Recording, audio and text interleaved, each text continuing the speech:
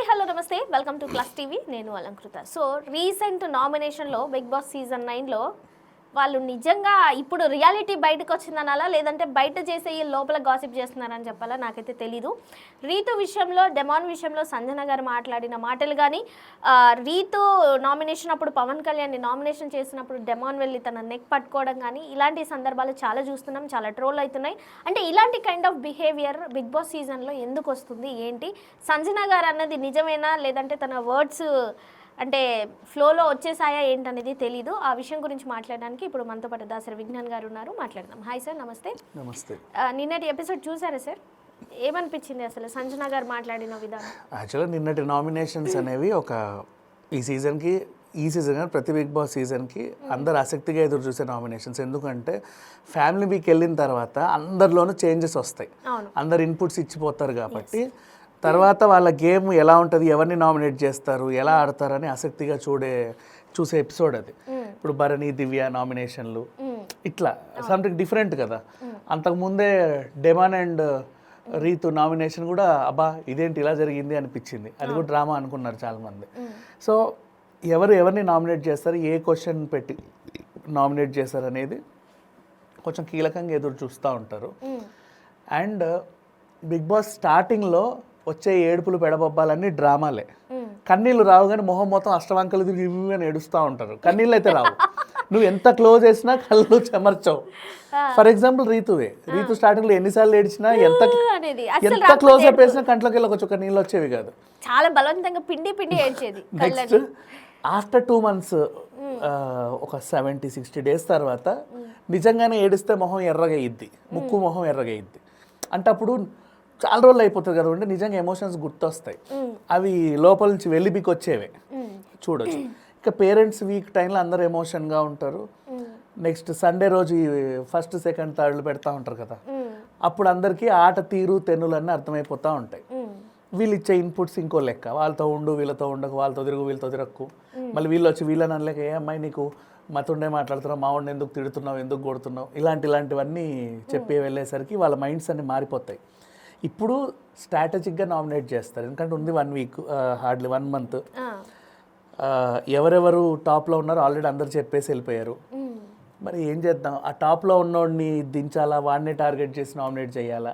సరే వాడిని టార్గెట్ చేసినట్టు ఉండకుండా ఏ పాయింట్ పెట్టాలి, ఏది పెడితే చాలా డీప్గా ఉంటుంది, ఇట్లా డిఫరెంట్ యాంగిల్స్లో ఒక్కొక్కరు ఒక్కొక్క రకంగా ఆలోచిస్తూ ఉంటారు. కరెక్ట్ పాయింట్ దొరికితే మాత్రం పట్టుకొని వదలరు, పాయింట్ దొరకకపోతే మా అమ్మ వచ్చినప్పుడు అందరు నవ్విండ్రు నువ్వు నవ్వలేదు, మా చెల్లి వచ్చినప్పుడు అందరు విష్ చేసి నువ్వు విష్ చేయలేదు, నువ్వు అసలు వాటర్ ఇవ్వలేదు, మేము కూర్చుంటే ఎక్కువసేపు నువ్వు అక్కడే కూర్చొని మమ్మల్ని డిస్టర్బ్ చేసావు. ఫర్ ఎగ్జాంపుల్ తనుజ, ఇప్పుడు ఆ పిల్లోడికి పవన్ కళ్యాణ్కి ఉన్నదే 14 నిమిషాలు, ఇట్లా కూర్చొని ఏం మాట్లాడతారా అని చూస్తుంది. నీకు ఎందుకు అమ్మాయి చెప్పాడంటే కూడా అప్పటికి చెప్పినా కూడా పోలా, అంతే స్ట్రాటజీ అది. నీకు చెప్పనా, వాడికి ఉంది 14 నిమిషాలే, తీరా చూస్తే వాళ్ళ అమ్మ ఎమోషనల్గా వచ్చింది. ఈ ఎమోషన్స్ బాగా పండి వాడికి మైలేజ్ లేసింది అనుకో, ఎపిసోడ్ హైలైట్ అయిపోతుంది. అదే వాళ్ళని డిస్టర్బ్ చేసామనుకో కూర్చొని, వాళ్ళు మాట్లాడుకోకపోతే ప్రేక్షకులు వినరు, ప్రేక్షకులు వినకపోతే వాడికి మైలేజ్ రాదు, ఎడిటింగ్లో కూడా లేపేస్తారు. అంటే వాడికి ఉన్న 14 minutesలో అందరికంటే బాగా బరువైన ఎమోషన్ పండింది కళ్యాణ్కి. చిన్నప్పటి నుంచి పాపం చుట్టాలు ఇంట్లో అక్కడిక్కడ పెట్టాలంటే వాళ్ళ ఆర్థిక స్తోమత సరిపోక పాపం పిల్లోని పెంచలేక బయట ఇసిరేయలేక చాలా కష్టపడి పెంచారు. హాస్టల్లో వేసినప్పుడు చూడ్డానికి వెళ్ళాలి. ఇప్పుడు ఫర్ ఎగ్జాంపుల్ హాస్టల్లో వేసాం పిల్లోడిని, చూడ్డానికి వెళ్ళి వచ్చామనుకో 500 ఖర్చు అవుతుంది.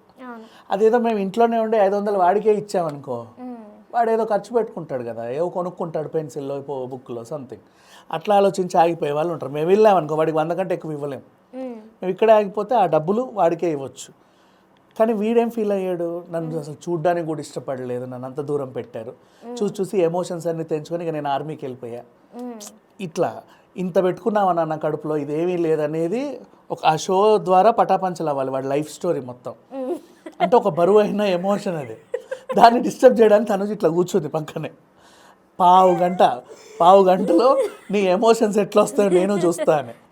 అది స్ట్రాటజీ, నిజంగా స్ట్రాటజీ అది. ఎపిసోడ్ లేకుండా ట్రై చేసింది, సరే పోనీలే. అయినప్పటికీ వాళ్ళు రావాల్సిన మైలేజ్ వచ్చింది. నెక్స్ట్ వాళ్ళ డాడీ రావడం, ఆయన నీ వల్ల 10 మంది బతకడం కాదు, చిచి 10 మంది వల్ల నువ్వు బతకడం కాదు, నీ వల్ల 10 మంది బతకాలనే ఒక ఎమోషన్ డైలాగ్ వేయడం. ఆ అబ్బాయి కూడా న్యాచురల్గా అందరూ కనెక్ట్ అవ్వడంతో కొంచెం టాప్కి వచ్చేసాడు. ఇట్లా అంటే స్ట్రాటజీ యూస్ చేసింది. ఇట్లాంటి వాళ్ళు కూడా ఉంటారు. ఇప్పుడు ఇవన్నీ ఈయన ఈ పాయింట్ పెట్టి నామినేట్ చేయొచ్చు యాక్చువల్ తనూజ్ అని తెలుసా. మొన్న మా అమ్మ వచ్చినప్పుడు నువ్వు కావాలనే అక్కడ నుంచి లేవలే, నువ్వు ఎందుకు లేవలేదని కూడా నామినేట్ చేయొచ్చు. Valid point. అంటే పాపం వాడికి అనిపించలేదేమో. నెక్స్ట్ తర్వాత తనూజ్ ఏం చేస్తుంది కూర్చోబెట్టింది కదా. తర్వాత తనూజ్ ఏం చేస్తుంది అంటే ఫస్ట్ వీళ్ళకి రాకుండా చేస్తుంది, తర్వాత ఎమోషనల్గా లాగుద్ది. నువ్వు చీరియాల్సిన అవసరం లేదు అక్కడ, అస్సలు అవసరమే లేదు. ఆమె అడగలేదు, నువ్వు ఆమె కూడా ఎందుకమ్మా ఇవన్నీ అంటే విచిత్రంగానే చూస్తుంది. నువ్వే ఉంచుకో, లోపల నీకే ఉపయోగపడతాయి, మాకు బయట బోల్డ్లన్నీ ఉన్నాయి లేని ఆవిడ ఉద్దేశం ఆవిడది. పర్లేదు నాకు ఎన్నున్నా సరే నేను నీకోసమే ఇచ్చేస్తున్నానని ఈమె. అంత అవసరం లేదు అది ఆ డ్రామా అంతా. సో తర్వాత మళ్ళీ ఇప్పుడు కళ్యాణ్ ఇమాన్యుయల్ కొంచెం హైప్లో ఉన్నారని అర్థమైంది. ఏం చేస్తుంది, మళ్ళీ ఎమోషనల్గా వాళ్ళ దగ్గరికి వెళ్తుంది, ఏదో రకంగా ట్రాప్ చేస్తుంది. ట్రాప్ చేసి వాళ్ళ ఆటనంతా చెడగొట్టి ఈమె టాప్కి వెళ్ళడానికి ట్రై చేసి, ఈమె తనుజ స్ట్రాటజీ ఇదే ఫస్ట్ నుంచి. సో ఇట్లాగే ఉంటుంది. ఇప్పుడు నామినేషన్ విషయానికి అసలు పాయింట్కి వద్దాం. అభ్యంతరకరమైన మాటలు, అభ్యంతరకరమైన చేష్టలు, గొంతు పట్టుకోవడం అభ్యంతరకరమైన చేష్ట. పిసికి చంపేస్తావా వాడిని? పట్టుకుంటాడు, అలా మ్యాన్ హ్యాండ్లింగ్ చెయ్యొద్దు కదా సార్. గతంలో ఎప్పుడు ఏదో ఎపిసోడ్లో టేస్టీ తేజానో ఎవరో అనుకుంటా, ఒక అబ్బాయికి ఇట్లా మెడకు తాడు కట్టి లాక్కుంటూ వెళ్తే అప్పట్లో మనం భయపడ్డాం, గుర్తుందా? ఏదో ఊరేసి లాగేసారు. ఎవరికో జరిగింది అబ్బా, అది నేను ఆ క్యాండిడేట్ మర్చిపోయా కానీ ఆ ఎపిసోడ్ భయం వేసింది. ఇప్పుడు నీకు సరే ఎమోషన్ వచ్చింది, ఏరా అసలు ఇట్లా పట్టుకోవడమే తప్పు. సంబంధం లేని నామినేషన్. వాళ్ళకంటూ ఒక స్పేస్ ఉంది కొట్లాడుకోవడానికి, తర్వాత మీకు వస్తుంది. నువ్వు వాళ్ళ నామినేషన్లో దూరి నీ జుట్టును వాడు జుట్టు నువ్వు ఏ అనుకొని నీ కాలర్ వాడు కాలర్ వేడు, అవసరమైతే గొంతు బిసికేసి ఓ పని చేయ, కాంతార క్లైమాక్స్ లాగా ఇటు తిప్పేయి, నువ్వు గెలుస్తావు, వాడు వెళ్ళిపోతాడు ఎలిమినేట్ అయిపోయి.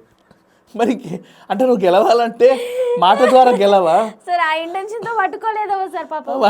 వాడిని తన్ని, వీడి కాళ్ళు ఇరగొట్టి, వాడి చేతులు ఇరగొట్టి, వీడి నడుము ఇరగొట్టేసి వెళ్ళిపోతావా టాప్కి? గొడవ పెట్టుకో, వద్దనవు అంతెందుకు. అండ్ నిన్నే పేరెంట్స్ వచ్చారు, నిన్ననే ఎమోషన్ అయ్యావు, తెల్లారి మళ్ళీ అంత కోపం వచ్చేసిందని చెప్పు. ఇంటెన్షన్ ఉన్నా లేకున్నా తప్పు, నీ చెయ్యి లేవకూడదు, అసలు నీ కంట్రోల్లో ఉండాలి.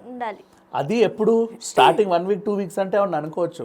ఇన్ని రోజులు ఉండి మనిషిగా నాని ఎమోషన్లో ముంచి తీసి ఆడబెట్టిన తర్వాత కూడా నువ్వు ఇంకా ఇది పట్టుకొని కిచెన్లో కట్టేది కటారేది అని చెప్పేసి వాడిని స్విమ్మింగ్ పూల్లో దోసి చెయ్యొద్దు, లేదా సింపుల్గా ముంచి ఇట్లా మొహం చెయ్యొద్దు అలాంటి పనులు, సైకిక్ బిహేవియర్స్. సరే, now coming back to Sanjana. ఆవేశం వచ్చింది, తిట్టుతున్నావు, తిట్టు, నష్టమేం లేదు. విమర్శించు, నష్టమేం లేదు. మాట్లాడే మాట చూసుకోవాలి. నువ్వు రాత్రి వాడితో కులుకుతున్నావు అంటే దాని అర్థం ఏంటి? వాడిని అంటి పెట్టుకొని ఉంటావు రాత్రులు. ఇదే సేమ్ మనకి బిగ్ బాస్ ఏ సీజన్లో రవి గారికి ఇంకొక ఆవిడ ఉంటుంది సార్, ఆవిడకి ప్రియా ఆంటీ అనేది అప్పట్లో ఆవిడ అన్నది ఇలాగే సేమ్, రవిని ఇంకొక అమ్మాయిని. కానీ సరే అంటే అన్నారు, కానీ ఇక్కడ మరీ దారుణంగా నింది. రాత్రులు ఎప్పుడు వాడిని అంటి పెట్టుకొని ఉంటుంది అంటే ఏం చేస్తున్నారు రాత్రులు వాళ్ళు అనేది ఎంత దరిద్రంగా వెళ్ళింది బయటికి. ఇప్పుడు అసలు వినడానికి అంటే ఆ పిల్లకి తెలుగు వచ్చిరాక మాట్లాడింది అంటే ఇప్పుడు అనలేం. నువ్వు ఆల్రెడీ 2 నెలల నుంచి మాట్లాడుతున్నావు కాబట్టి కొద్దిగా గొప్ప. అది తెలుగు, అది ఏమో క్లిష్టమైన పదాలు కదా సార్, అది ఇంటెన్షన్, ఓన్ ఇంటెన్షన్. అది ముమైత్ స్టార్టింగ్ వచ్చినప్పుడు అంటే తెలుగు రాదు అనుకోవచ్చు, తర్వాత నేర్చుకుందిగా. అట్లాగే అసలు ఆ పదం అనకుండా ఉండాల్సింది. అది ఎక్కడికి వెళ్ళొద్దో ఏంటో అన్నట్టు ఇప్పుడు అందరూ అనుకుంటారుగా రాత్రులు వీళ్ళిద్దరు. ఎవడైతే బిగ్ బాస్ విమర్శించే వాళ్ళు ఉంటారో ఇది బ్రోతల్ హౌస్ అది ఇది అనేవాళ్ళు, నిజమే వాళ్ళే చెప్తున్నారు చూడు రాత్రులు ఏవేవో చేసుకుంటారంట అనేలాగే వెళ్తుంది. షుడ్ నాట్ టాక్, కొన్ని అదుపులో ఉంచుకోవాలి. బట్ గబుక్కుని వచ్చేస్తున్నాయి. స్టార్టింగ్ ఫస్ట్ వీక్లో సృష్టి వర్మ సిగ్గులేదా అన్న పదము ఎంత ఇదైందో ఇది కూడా అంత అసలు అట్లా అనకూడదు. అవును. Thank you.